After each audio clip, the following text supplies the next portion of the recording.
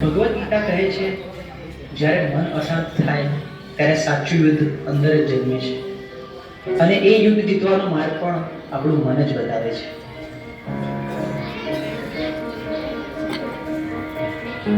ચલો છોકરાઓ, આજે ચેપ્ટર 6 ની આપણે ટેસ્ટ કરીશું, બરોબર? ટેસ્ટ પેપર સ્ટાર્ટ કરી બેસી જાઓ બધા. સાહેબ મેં પ્રયત્ન તો બહુ કર્યા, પણ જેટલું વાંચું છું એટલું ભૂલાઈ જવાય છે.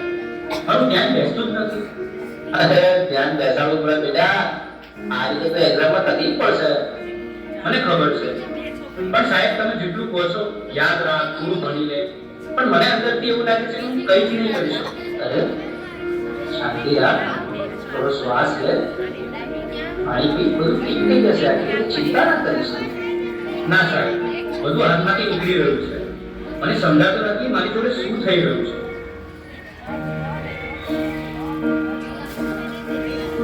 તું ક્યારે વાતની સીધેથી રહેતો જ નથી. દરેક વાતમાં મદદ હું તારી સાથે હંમેશા ફસાઈ ગયો છું.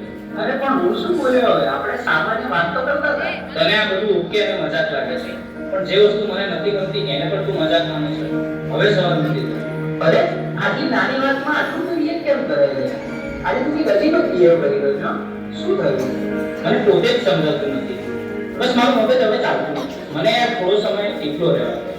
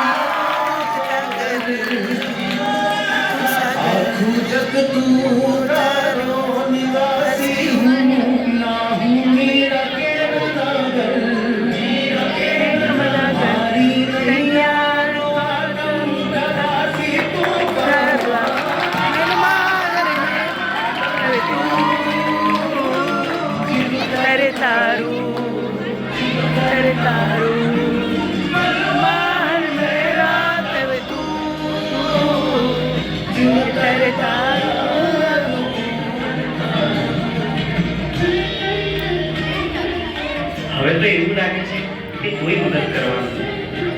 ભગવાન પણ નથી.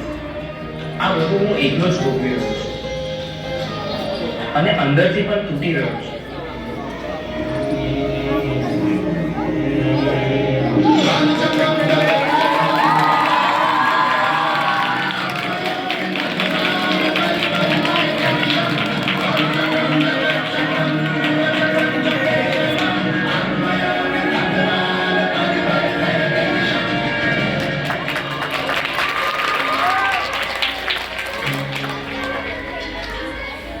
શા માટે તું આટલો ગભરાઈ રહ્યો છે? તારી સામે કોઈ દુશ્મન થોડી છે. તું માત્ર તારા મનથી થાકી ગયો છે. મને ખબર નથી હું શું કરું. મારી સાથે દર વખતે ખોટું કેમ થઈ રહ્યું છે? તારી સાથે ખોટું નથી થઈ રહ્યું. તું પરિસ્થિતિઓને ખોટી રીતે જોઈ રહ્યો છે. તું સમસ્યાઓથી ઘેરાયો નથી, તું જવાબદારીથી ભાગી રહ્યો છે. તો હું આ બધામાંથી બહાર કેવી રીતે આવું? 3 વસ્તુઓ જીવનમાં હંમેશા યાદ રાખજે.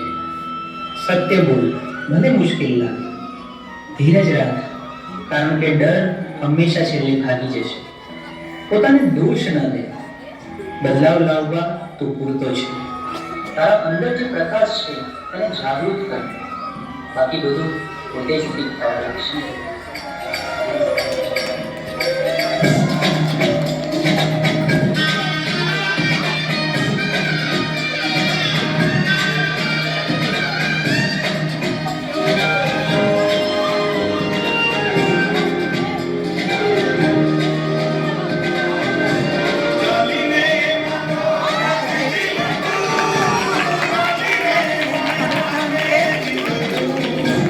અધિ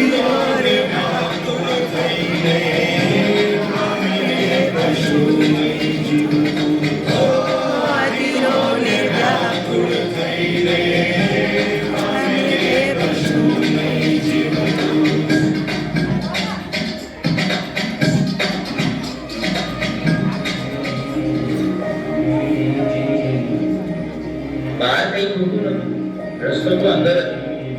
મન સ્વચ્છ બને તો એ દ્વારિકા બને. અને એવી દ્વારિકામાં ના ઉડાવીને ઉભા રહે. હે અચોદાનંદનો નાથ રાજા